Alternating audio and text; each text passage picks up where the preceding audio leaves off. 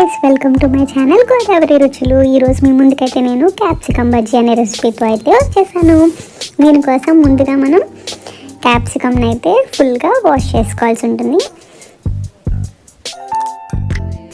ఇలా ఫుల్గా వాష్ చేసుకున్న తర్వాత ఇవన్నీ కూడా మనకి కటింగ్ అనేది సిద్ధమైపోయినాయి అన్నమాట. దీంట్లో మనం మధ్యలో స్టఫింగ్ అనేది పెడతాం. ఏంటి అంటే వాము, ఉప్పు రెండు కలిపి మిక్సీ ఆడేసిన పౌడర్ ఉంటుంది కదా, ఈ పౌడర్ని మనం ఈ క్యాప్సికంలో స్టఫింగ్ చేయబోతున్నాం. దానికోసం ఒక సన్నగా ఘాట్ పెట్టి చాక్తో దాంట్లో ఈ వాము, ఉప్పు కలిపిన మిశ్రమాన్ని అయితే మనం స్టఫ్ చేస్తున్నాం.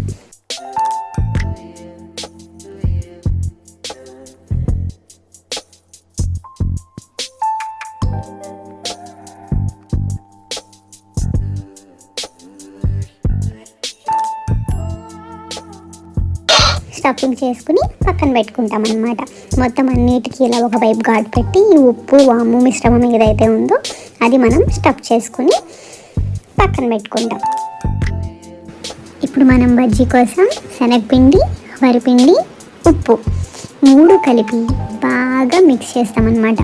ఈ మిక్స్ చేసిన ఈ పిండి మిశ్రమంలో కొద్ది కొద్దిగా మనం వాటర్ అనేది యాడ్ చేసుకుంటూ ఉండలు అనేది లేకుండా బాగా కలుపుకోవాలి. చూసారా, ఉండలు అనేది లేకుండా ఎలా మెత్తగా ఎలా వచ్చిందో దీన్ని మనం బాగా మదాయించాలన్నమాట. మదాయించడం అంటే ఏంటని చూస్తున్నారు, ఇంతే. ఇలా బజ్జీకి ఇలా కొడుతుంటే, దానికి కొట్టి కలుపుతూ ఉంటే మనకి బజ్జీ అనేది చాలా స్మూత్గా వస్తుంది. ఇందులో మనం సోడా అనేది అయితే యాడ్ చేస్తున్నాం.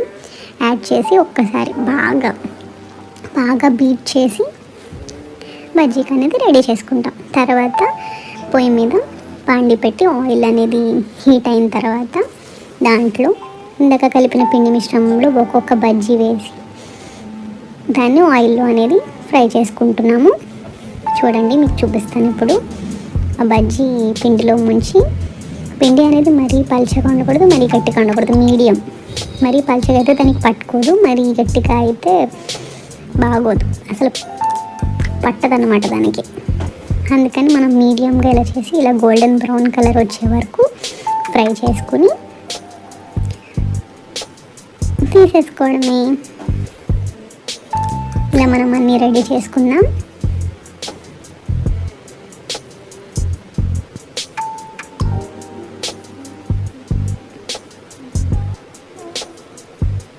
ఇప్పుడు ఇలా వేగిపోయిన వాటి ఉన్నాయి కదా, ఈ బజ్జీలను అయితే ఆయిల్ లేకుండా స్ట్రెయిన్ చేసి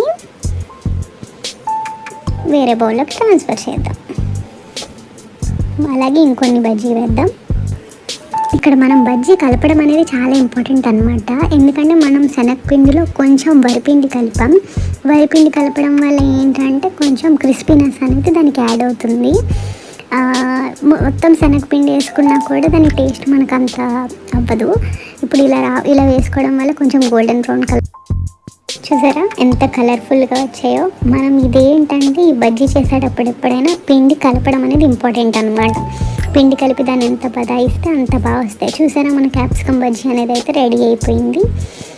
చూడండి ఎంత సాఫ్ట్గా వచ్చాయో, క్రిస్పీగా సాఫ్ట్గా. చాలా బాగుందన్నమాట టేస్ట్. మీరు కూడా తప్పకుండా ట్రై చేయండి. Thanks for watching.